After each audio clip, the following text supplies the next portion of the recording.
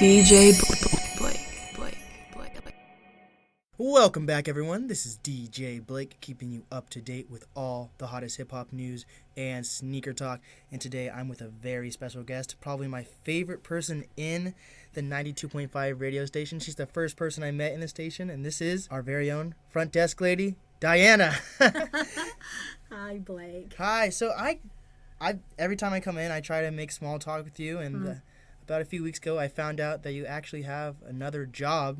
Do you want to tell the audience what your second job is? Yes, I actually am the creator of the Gaelic Lenormand. So basically, I am a cartomancer, a card reader. Okay. And I'm actually third generation from my mother's side of the family. And so I grew up reading cards, and I officially learned them when I was about 14, but I've been reading my whole life. So that's my other job. That's crazy, though. Like, I don't know any card readers, so this is very interesting to me. My podcast, it might seem like it's focused on music, but I want to interview anyone that's really passionate about their craft, you know? Yeah, There's so, like, people don't realize there's always another part to someone. Absolutely. Even if they're just typing away in a cubicle, they have an actual life outside of that. Yeah. Maybe they're working that cubicle to save up money for another job or anything like that. And just to get to talk to you, like, I come into the station, she's the first person I see, and it just brightens my day. So I just want to give back to you and have people understand more about what you do. Yeah, well, you said a couple of things in there. One of them is about creative, and I consider myself a creative. I've been at the station for almost 24 years. Oh, man. And the reason I got into radio, I'd always worked in the music industry, but I actually went this direction because of music. Right. So originally, that was the main piece. That was my big draw. As to what the job is that I'm doing, I turned my job into something more than sitting at the front desk. Right. And so when you talk about first impressions, that's really what I'm doing. And so you made a first impression on me. And I've been here so many years. Oh, wow. And so I was like, there's something very different about this young man. And now that I do know a little bit more about you, it is your passion. You're always upbeat. You're a very kind person and just a very gentle soul. So I was immediately attracted to all of those parts of you. Thank you. And I am a creative. So in creativity, I do painting. I work with horses. Of course, my card readings. Yeah. And I also am a guitarist. So I have that creative part to me. That's great. You have so many stuff. tell us about these card readings. What is that? Okay. Well, with the type of readings that I do are with Lenormand cards, which are really different than tarot. It is more akin to what we would call, for lack of a better term, fortune telling. Okay. And so with each person that I sit with, number one, it's a grand honor to do that because you are reading for someone. So I take this very seriously. I'm very, very passionate about it because the main part is I want them to have a great reading that can be validated. Right. That's very important to me. But I actually incorporated something that's even more important than that, which is spiritual walk. And I do not mean religion when I'm saying spiritual walk. I am talking about the inward journey, that journey of moving inward. And really, it's really about being the best that we can in this human form. Right. And I say it's spiritual because for me it is a divine walk. So whether you call divine, spirit, source, universe, God, goddess, I don't know what name you give it, but most humans have that feeling of they came from something else. Yes. Yeah. So do you believe in reincarnation then, or? Yes, I do. Okay. I do believe in that. I actually have a really cool story. Yeah, tell me. Okay, this one's a great one. And, of course, I have so many wonderful stories because I've been on this walk, this journey for so long.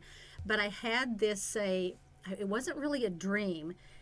I had fallen asleep, but I was in this other state, and I went into a past life. Okay, wow. I went to a place that was actually a graveyard, and I wanted to see what my name was because I was in awareness that, I'm asleep, but I'm aware that I'm somewhere else, and I'm moving this grass aside, but there's no name on the headstone, and I quickly went from that, I went inside this house. It was probably around really early 1900, maybe late 18, and I had probably about 6 kids ranging from about 6 to probably 16. My husband had died. And there was a man over, and we were going upstairs, and in my head, I'm like, I don't have a good reputation because I'm not mourning like I should. And by the way, this big, huge house was kind of a little bit war-torn looking. Okay. And there was this barn, but not like your typical barn, that shape that you see of a barn today. This one was like a rectangle with 2 large doors that would open. Okay. And out of the barn, there was a man that came out with 2 very large draft horses that I recognized as being a Suffolk punch. Now, this is not a common thing people would What know, the heck? but I recognized it and I went, oh, I raised horses, which wasn't surprising because Yeah. I'm a major horsewoman. Right. So this is the cool part of the story. I recorded it because I used to, a lot of times when I was writing a lot of music, I'd either get lyrics or some kind of a certain theme or sound or whatever, and I'd always record it at night. This is back in the days of cassettes. Yeah, This is way that's before fair. your time. I still collect CDs, so I know do all you? about that. Yeah, yeah. Okay, I love that. So CDs, that's funny. 'Cause that's still pretty new. Yes. Anyway, and so I knew that this place was Maine. Right. Don't ask me why, it was Wow. just the place. So about 2 years ago, I got a brand new car, and the first thing I did on my bucket list was I'm going to Maine. Oh. So I drove across country, me and my aunt, and she knew people in Chicago and some people that lived in Maine, and we actually went to stay with these people in Maine after I got there. And so we had gone out to Ogunquit because I thought, I got to have lobster when I'm in Maine. Yeah. So I did that whole thing. And then one of the things I noticed is all these graveyards next to many of the houses. Most of those houses are built from like 1810 to probably 1920. Many of them were abandoned, by the way. Yeah. Are they like Because- family graveyards then? Or? Yeah, Okay. that's what they are. And so I said to the guy driving, I go, oh, I'd love to stop and get a couple of shots because I'm thinking, oh, this is kind of what I saw. And he's like, oh, there's one right next to where we live. Oh, And I'm like, oh my God, really? I didn't see it. So we get back to these people's home, and we walk around the corner, and there it is. I kid you not, Blake. There's this graveyard, kind of on a slanted grassy hill. I go in there, and all the names are washed off because it's so old. And so I get to the other part, and the woman from the house comes out because she's talking to her neighbors, and there's that barn. And she said, oh, yeah, that's the old barn. And it's not like a regular barn. It has big doors that open. And sitting off in the distance is that big white house. Now, an interesting thing that happened, apparently, is back in those time periods when they had their large homes, you were taxed according to the size of your Yes, home. yes. So people would build a smaller section, until it got up to the road where it was like a front porch. Yeah, yeah. So they'd be taxed on that. But that was the place that I had the past life experience. Exactly. Is that scary or comforting? I didn't find it scary at all because I'm super open. I think I'm very intrigued by human life, our spiritual growth. I think we're phenomenal.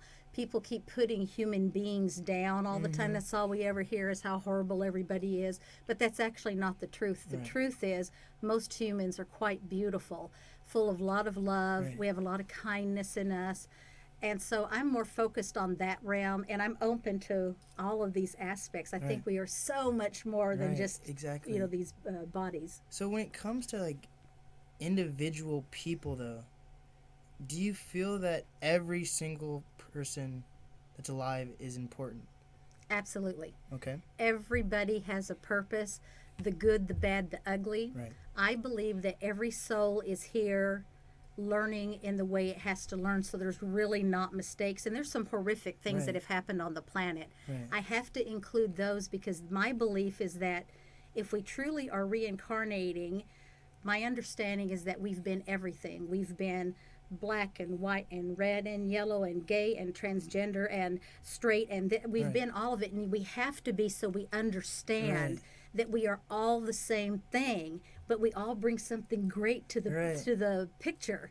And so I think it's all important. And there are some horrible things, but I think you are here to awaken. Right. I think most people probably won't, as it's a lot of hard work. But I think your generation, Blake, is the generation that can come here and make bigger changes. I think that you guys are bringing in more lifetimes, because my real awakening didn't happen until later in life, which is true for actually most people. But I've been reading for some young folks, these kids that are, 18 or 21 or 30 years old, and I'm just floored at what they're seeking now. And I don't even know if they're seeking as much as they're gathering information. Yeah. It's weird though, because I think it's also, which I think people don't really appreciate it, that the internet and social media is such a huge thing for our generation. We're able to learn everything all about the past now. So I think that helps fast forward everything, you know. Yeah. But I'm just worried, like, what do we do once we learn everything? Like, is the world going to go, or is it going to stop, and then we're going to have to restart again? Like, what happens if social media just disappears and the internet? Well, I think social media, because I came out of the generation of none. Right. And so we grew up with none of these things, other than we would watch Star Trek, and what seemed fantastical science fiction has all happened in my lifetime. I think social media is wonderful when used properly. Right. I do not think you will ever learn everything that you can, as the spiritual journey in itself is so vast and so deep. I think it's great to have a lot of information, but what's greater to me is your wisdom. Yes. Did you come here with passion for something? Are you wise? Are you willing to look at the things you don't like about yourself and work on them? Right. Are you willing to look at what I call the egoic mind, which is the lesser mind that tells so many people why they're not good enough, why they're not that enough or not that enough? And that's the false lie of the egoic mind. So a lot of the work I do is bringing people to the realization they are these beautiful spiritual beings, and they all have purpose. Not everyone came here, or not everyone wants to be rich and famous. Right. That's okay for some people, but other people want to make their mark here, or maybe it's just the people they meet on the bus. Yeah. It doesn't matter. It's that you did come here to grow and to awaken. Once you're in that ballpark, I have these two ballparks. Yeah. One of them is I put it under the umbrella of the divine. Okay. And that's where I fall in love with me, which is very different than saying I love myself. Most people are going to say I love myself to a degree. Right. But to fall in love with yourself is the exact same chemical reaction that happens when you give that love to another person. Right. That's pretty powerful when you think about that. In that space, the very first thing I'm looking at is attachments to things outside the self that I think I must have in order to be happy. When we're passionate about it, and we want to do these things. Yes. But there's all these other things you really don't have to have. Your joy is an inside job. And there's two elements in there. When you lose attachment, you actually experience freedom of the soul, which is the ultimate peace, I think. Because when you experience freedom of the soul, you don't have to have that love or that money or that house or that. Those are all lovely things, but they aren't going to make and break you the same way. Right. And the other thing is I am a simpleton, and I seek things that create peace in my life. The other ballpark is the one of fear and suffering, and this is where you see a lot of, especially in relationship, fear of being alone is a big one. Lack of money is another one that women still practice a lot, which is surprising. And they're still very fascinated with a lot of drama and a lot of stress. And you know what I'm talking about here. You've seen the differences of where, if somebody who's done that deeper work, how they're floating through life, and that other person, it's constantly a stress and a drama and a struggle. I do. Yeah. So what do you do for people in general? Like, what do you do if, because there's the saying, you can't teach an old dog new tricks. What happens for those people that are older? Like, maybe I don't want to talk about politics, but like maybe even like a conservative point of view, they're like stuck in their ways. Like, how do you help those people if help is the right word? Right. Well, number one, you can never change anyone. Right. They have to they have to change on their own. You have to want that. For me, when I do a reading, I'm not there to change you. Now, early on, I so desperately wanted to help them. Like, if you would just do this and this. But I learned very quick, that's not what I'm here for. I am a planter of seeds. Yes. So I can give you information. You can not do anything because it might be harder work. Or you might go, wow, that resonates with me.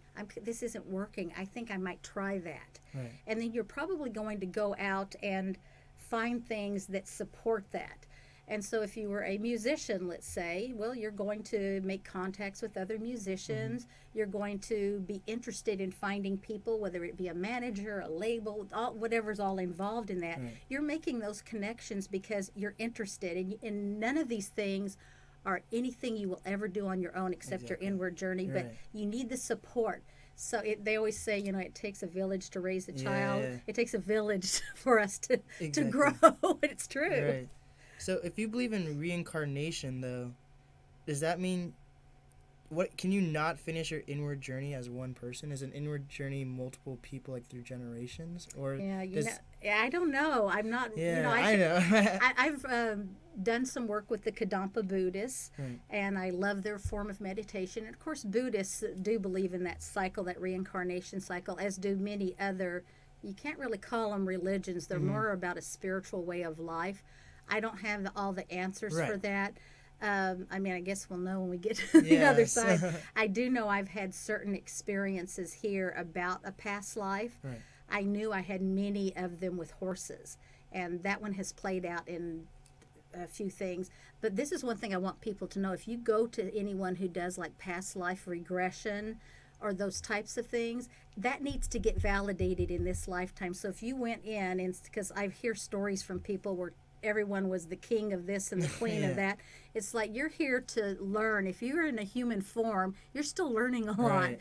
And so for instance, I don't call myself a past life regression person, but I can do a past life. I do that periodically. I have a woman in Hong Kong who had an incident that happened in her life, and she couldn't figure out why she was so drawn to this person, because it had caused a lot of disruption in her life, culturally, especially because she's East Indian. Right. And I understand a lot about that particular culture, and I understood the stigma. And so she wanted to know, what is this? Why am I still hanging on to this thing? And I go, well, we can look at a past life. And I told her up front, I read cards, but we can look at this. So we did. And this to me was something that could be validated. And I said, on his right cheek, because this is what was coming through, he either has a large mole or he has to have a big scar. And she gasped on the other end of the line, and I was like, what? And she goes, he has one of those huge flat moles. And I go, yeah, because I knew he'd been shot through the cheek. And so there's things like that. That's, to me, it's got to be kind of legitimate like that. Right. And then occasionally someone that is past will come through. And it's the same thing. If somebody tells you, the people that are mediums, those that are mediums will tell you real specific information. Those that are not will not. So I had one recently with a Russian woman that she was actually at my place, and this older man kept coming through, and I'm like, oh, he's coming through. This doesn't happen all the time. So she runs to the restroom, and during that time he came through, and she walked back in the room, and I looked at her and I go, he said something about the metal thing that you got from him. It's some kind of a metal tin container. And she's like, oh my God, she had inherited from him this tin wagon that had where you put little vodka bottles in. Right. And so those are the kinds of things, they have to be validated. And that's what I know. I'm not a professional on that end. I really do read people's lives. Right. Now, are cards more, like reading cards, is that more a religious thing or anti-religion in a way? Like, how would you describe that? I don't do any religion, but this is what I can tell you. I'm from the South, so I was born in the Bible Belt.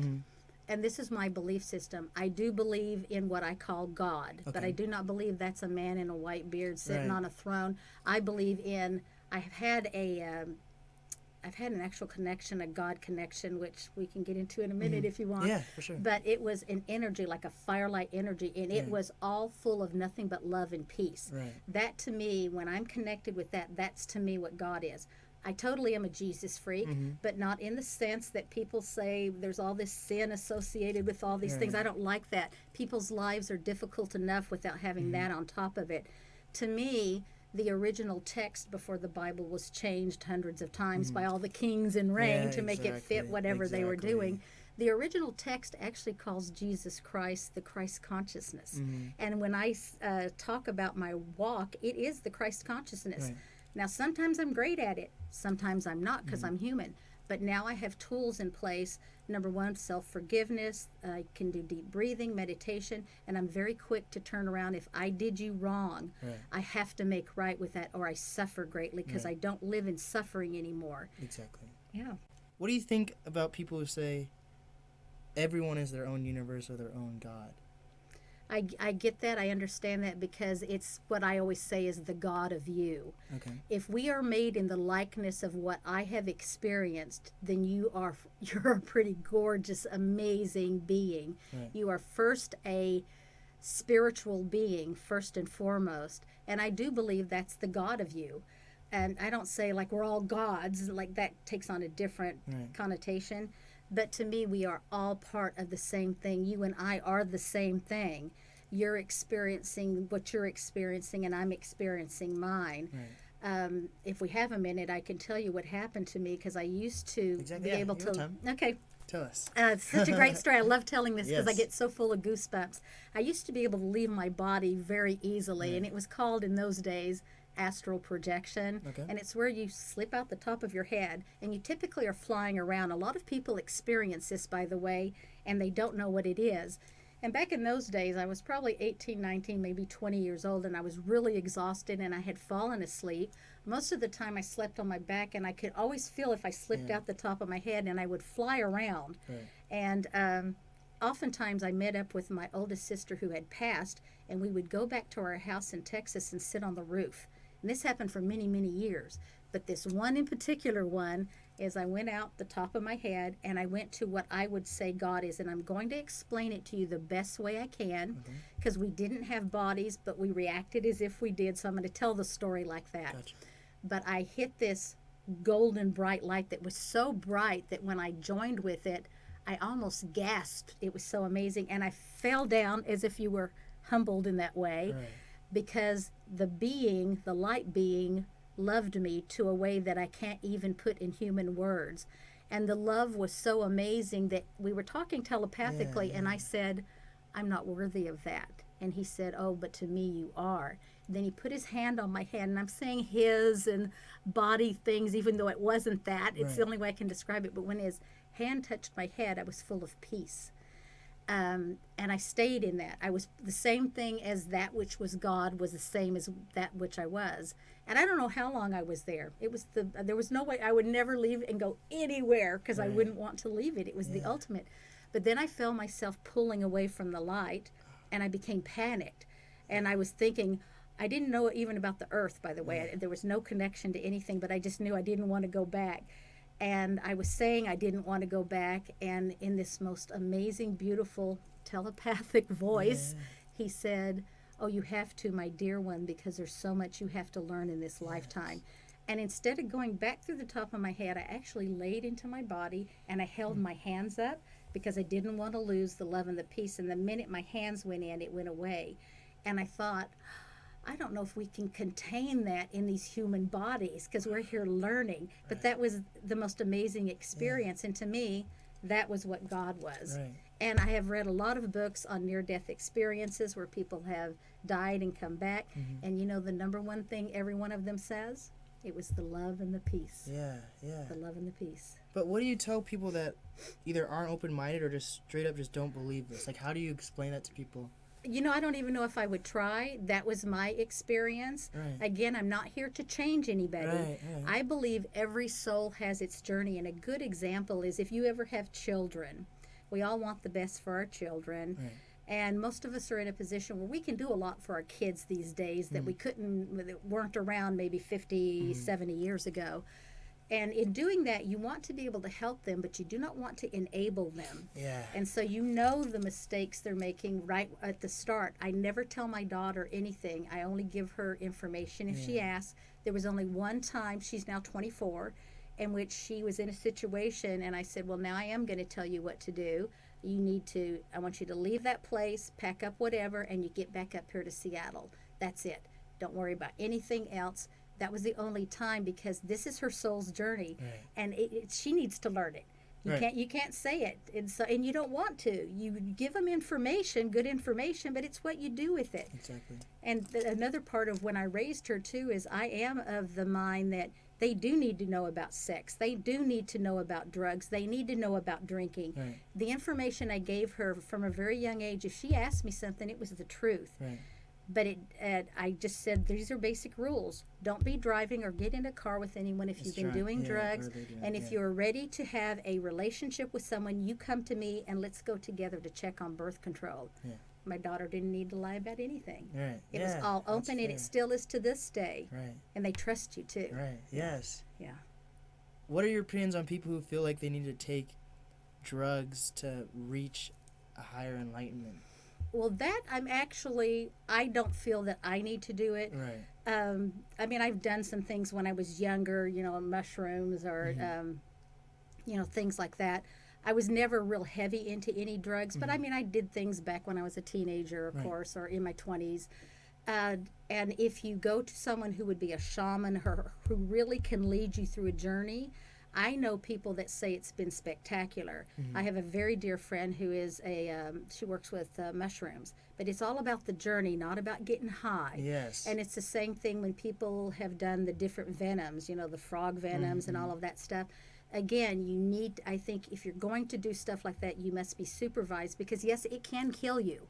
So you need to be with people who are professionals, just like anything else. Right. And so I think that's everyone's journey. I have been offered to do many different things. Ayahuasca is a big one. But it kind of, I don't think I want to do that. Right. Just because from what I hear, it's pretty harsh. Right. And I don't know that I need that for my awakening. Right. But I mean, if I hit a place and I went, well, maybe I will see if that gets me to something else. I'm not able to get there on my own. Right, yeah. I'm not opposed to it. That makes sense. Mm-hmm. So do you feel that people can reach enlightenment at a young age, or is enlightenment something you reach with age, or is it something you reach before death? I think it could be at any time, but you really would need to be in a certain state of mind. To be awakened, a lot of people use that term, or they say I'm spiritually awakened, but they really haven't done the work yet. And so spirituality in one way is, you have to be careful. It's starting to get like religion. There's all these rules to it, and I'm not interested in any of that. I know what it took to, like, I'll take myself for example. I had 2 things in my personality I didn't like. Right. I had to work on those right away, and it wasn't easy, so I had to keep forgiving myself.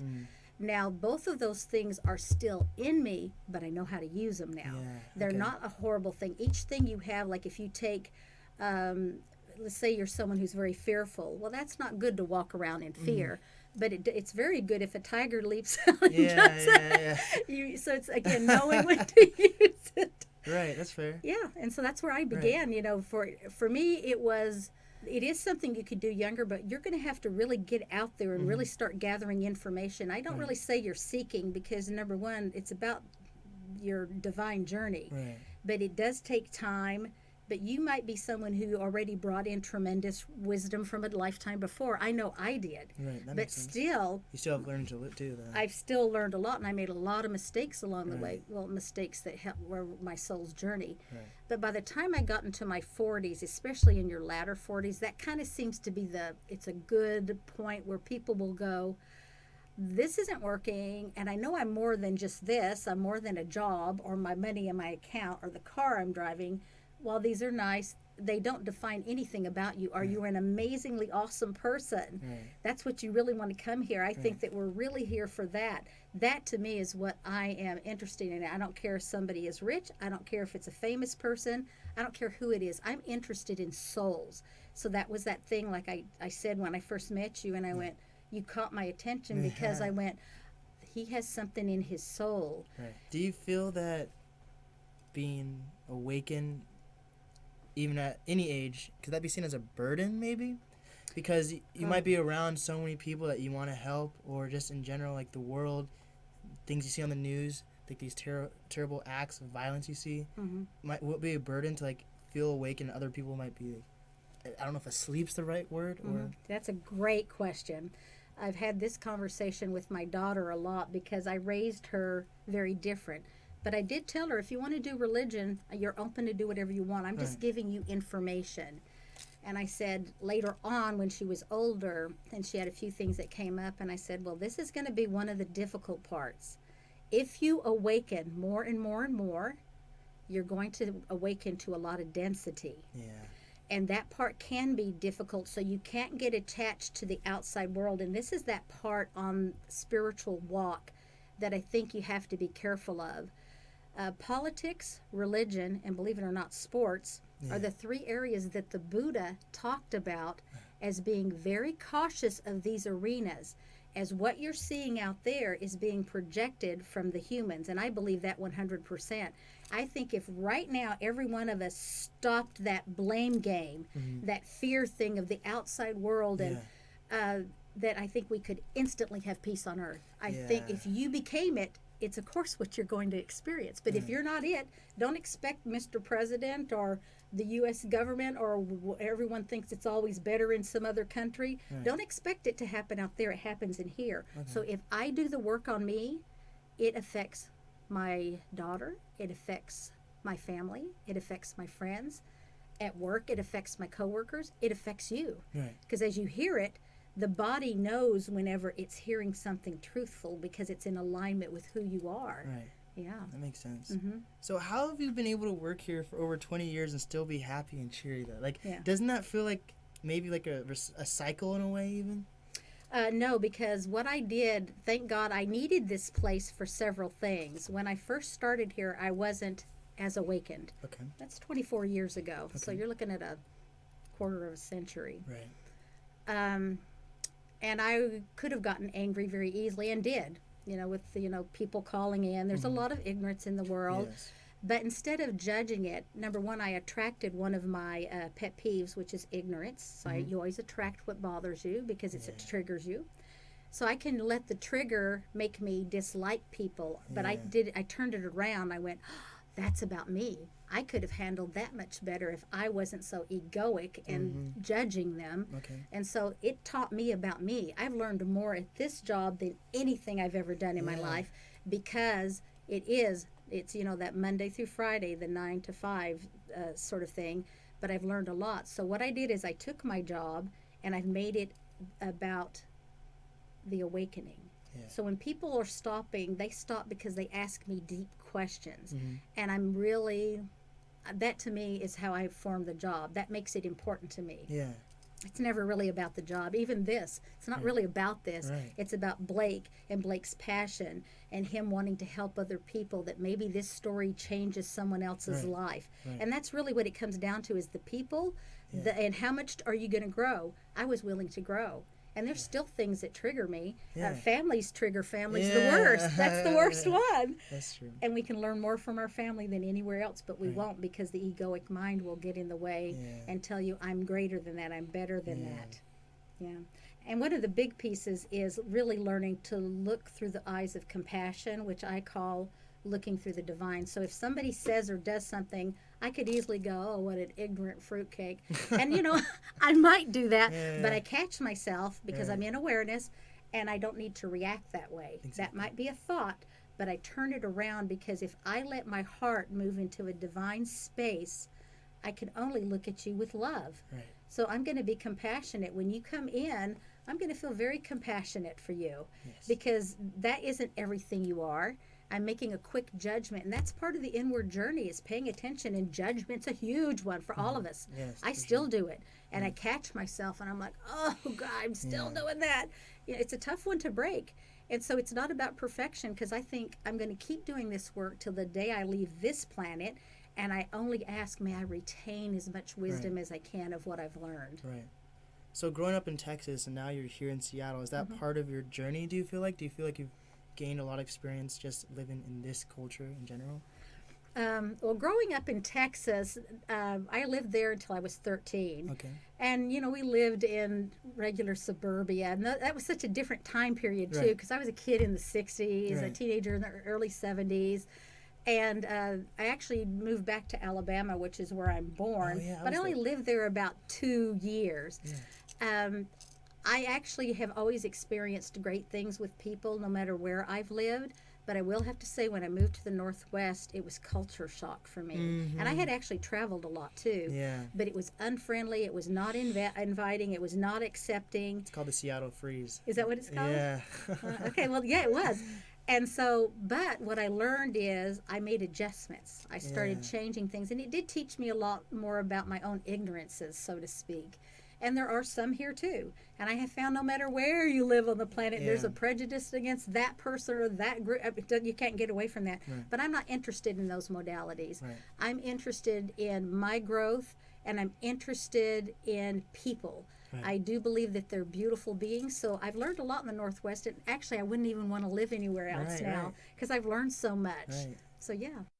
What is your take on the culture now that you've been here for so long? You say it started out unfriendly in a way, which is that's a huge thing for people, because I'm one of the people that say it also, like, because I'm I love Seattle as a whole. I say even Tacoma is Seattle, in my opinion. Like, I say everything is greater Seattle, you know? And an artist I just talked to said that can be hard for people just moving here because it isn't Seattle. It's a different part, you know? You mean Tacoma? Yeah. Oh, yeah, that's entirely different, yeah. Now, where are you from? I'm from Mercer Island. I'm just right across. Yeah. So the thing about me, I think I was literally one of the only black families on Mercer Island. And some people might say that's being whitewashed or something like that. But I use the opportunity to live in such a wealthy area as an opportunity to share with other people. You betcha. I feel that a lot of younger people living on Mercer Island kind of feel entitled, but you can't feel entitled. You have to think of that as an opportunity and how to share your perspective of living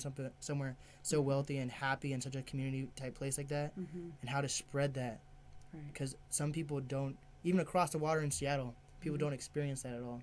So it's difficult to see how many people are so happy on Mercer Island, and a lot of people might even be kids are scared to go to Seattle because of how different it is. For a lot of Mercer Islanders, it's even a culture shock to go to Seattle. I get it. I understand that. Well, you know what? One of the things that you said in there, I'm just super proud of you, and this is the whole thing, is that whole thing of being a color is disturbing to me in this day and age. I think that where you're at, you're not whitewashed or all that. All those terms actually irritate me, and they irritate me because it's like there's a show on TV called Blackish, which is I've not really watched it, but I can assume what the premise is, that these black kids are more white acting all that. I think that you were put there. I think that you are just as you look very mixed to me. I'm not sure really what you are. We talked about that earlier. But whatever it is, you're bringing the best of who you are as a human. I don't care what that is. And I'm sure the people on Mercer Island are wonderful people. And when people put people with money down, I find that irritating. It's like, well, they probably worked really hard for that. They probably didn't get it easily. When I read cards for people that are real successful financially, man, these people, they're like you, that you should have your own business here. They started out doing that when it probably wasn't very popular. And people have worked real hard usually for what they have. And anybody can do that from anywhere. I mean, we hear of people who were born in a really terrible area of Seattle or Chicago or Detroit, you name it. And these people, they come out of that and do these amazing things on the planet. So I think that's all about your passion, your drive, and there are situations that are very difficult to get out of. And that gets into that whole place of ignorance. And people keep perpetuating things, whether it be racism or things that aren't even in your life right now. And you know, I hear things, you hear things, but I'm not interested in that. I'm interested in souls of beings, and I will be happy on the planet when we move to a space where all of those judgments of people are gone. I'm so tired of it. It's it's a very old paradigm to me. And it's like you and I sitting here, there's no difference between you and I. I'm older. We're all human. That's right. That's it. So, what is advice for people that want to get into reading cards or learn more about spirituality? Okay. Well, for me, like I told you earlier, I grew up with the cards, so I was really fortunate in that way. And I was sort of bent that way. I was interested in, I hate using the term metaphysical, but I'm interested in those spiritual things. If people are interested in getting into it, there's a lot of ways that they can. I had that piece in place, but what really started my spiritual journey is it's been probably 25 years ago, and I put in the computer, free meditation Bellevue, and up pops that thing with the Kadampa Buddhist, which I didn't even know that's what that was, and I went, oh, that sounds interesting, because I want to learn a real meditation. So I went over to this thing. It was only an hour and a half in the evening. I think it was like 7 to 8:30 or something. So I go over to the place, and they start talking about how the meditation they do, and they walked us through it. And right away I was like, oh, this one is amazing. This is really good. I can really feel it. And they always had a monk in training, and there was no accidents. This particular man, this monk in training, the first thing he says when we're done with the meditation part is he looks up and he goes, in this beautiful voice, how they all talk, and he goes, let's talk about attachment, and human problems and human suffering. And when he said attachment, I thought at first he meant, well, what, do we have to walk detached? Yeah. And then I went, oh, he meant attachments to things. Yeah. And he was spot on. All the things I've learned since then. And I went to that for probably about a year and a half. Right. And by the way, I took my daughter, and they were so impressed. They go, no one brings their kids. And I go, well, she's learning, I'm learning. Yeah. And the cool part about it, the reason I kept going is my daughter asked me some very profound questions in her little seat in back. She was pretty small then, and I was thinking, oh, that is amazing at what the questions that she came up with were they were fantastic. Yes. And that's what really began a deeper journey for me. And I really sought out all kinds of things. I've done all kinds of Native American ceremonies, drumming and pipe ceremony a lot. I did a despacho ceremony, which is a Peruvian one. I went to all kinds of things. I'd listen to an author that I liked, and I was reading information. I was just gathering information. So I've done so many things. So you draw from the things. Everything that you hear, your body knows if it's your truth or not. Yes. And that's what began it. And then I was reading cards more and more, and that just blew up and had a mind of its own. And that's where I came to the place of, no matter what I read, if I say, oh, you're going to meet the love of your life or whatever.